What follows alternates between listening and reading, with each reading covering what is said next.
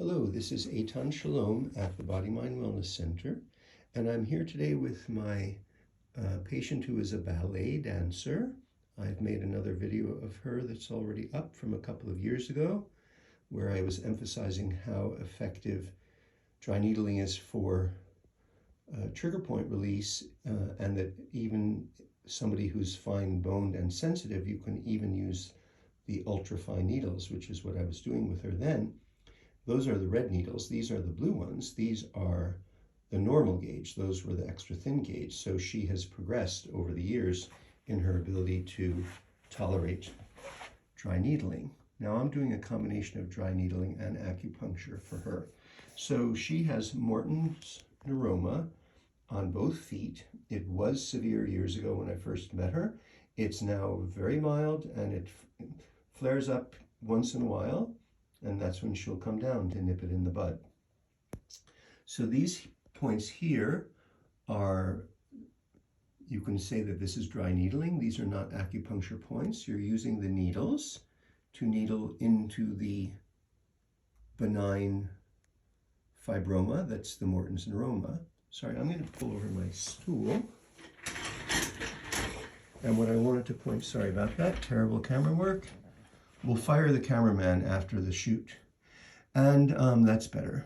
So these are the points that are, man, you haven't seen your toenails until you get a close-up. So this is the Morton's neuroma there. And you're needling right into it, and you're releasing the muscles that are the muscles that go from bone to bone in the foot there. But now I've also done dry needling here, but this is, this one here, which is an acupuncture point, but I also am releasing the muscle between the toes there.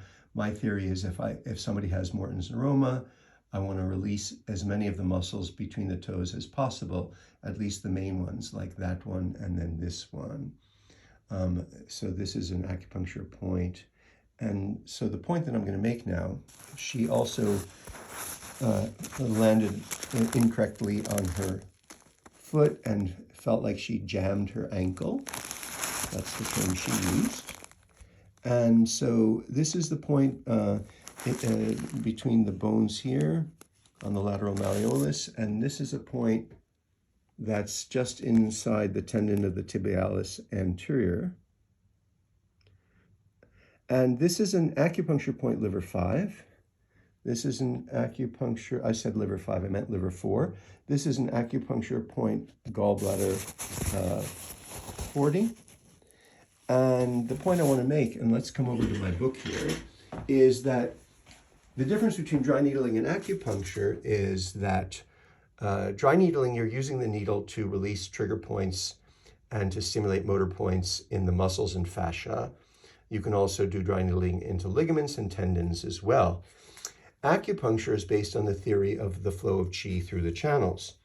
And when we look at the indications of this point that I'm doing here just inside the tibialis anterior, and it's on the liver channel, you can see that it spreads the liver qi, regulates the lower abdomen. The jiao means in this case, it means the lower abdomen, clears liver channel stagnant heat.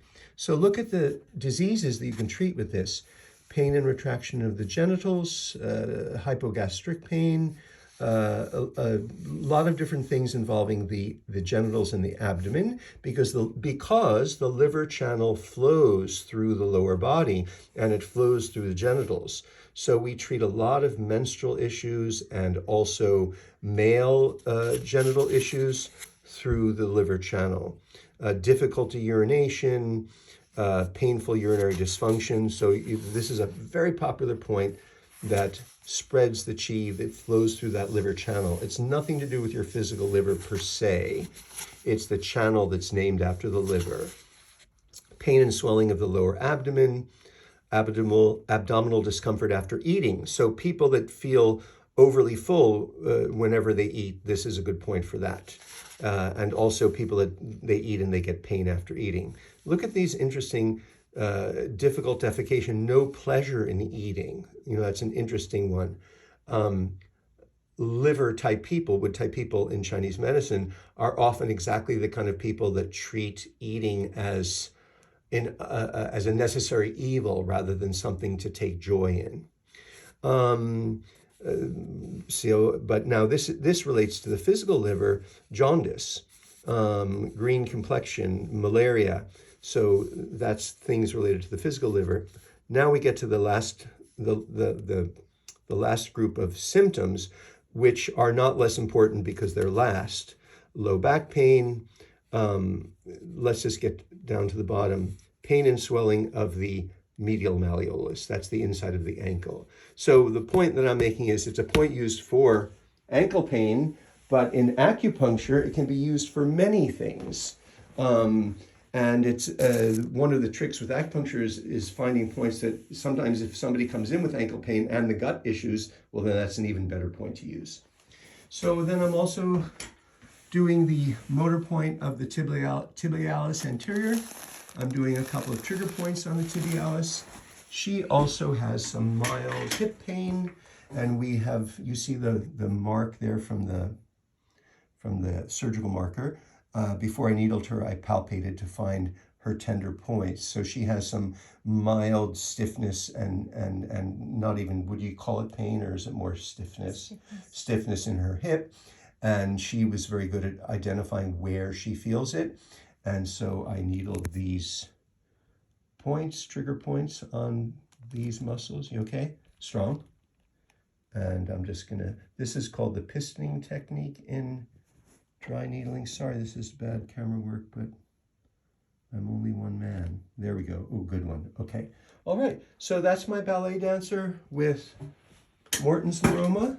Morton's Neuroma, right and left. I did the same points on each side. A stiff ankle, especially on the right, and then the hip stiffness. Thanks for tuning in.